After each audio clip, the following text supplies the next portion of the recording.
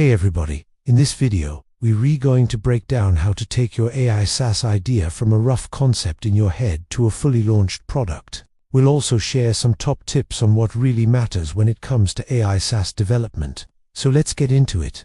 First things first, start with your MVP, your minimum viable product. When you're developing an AI SaaS product, it's crucial to start with a core set of features that solve a clear problem for your target audience.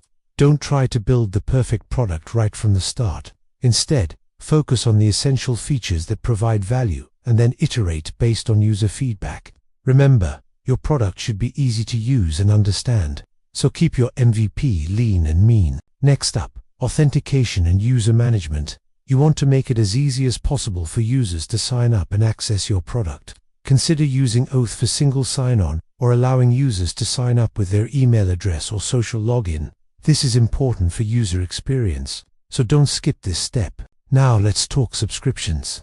How will your users pay for your product? Will it be a monthly subscription, a yearly plan, or a usage-based model? Whatever you choose, make sure it aligns with your product's value and target market.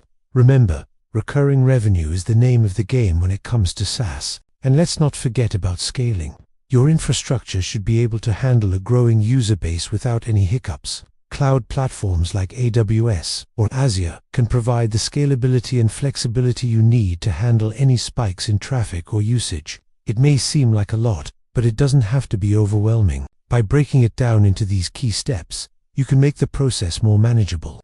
But remember, building AI SaaS products isn't just about coding. It's about finding product market fit, creating a great user experience, and monetizing your product in a smart way. So there you have it, a step-by-step guide to launching your own AI SaaS product. Remember to start small, focus on your users, and scale wisely. Thanks for watching. If you found this helpful, please like and subscribe. We've got more great content coming your way.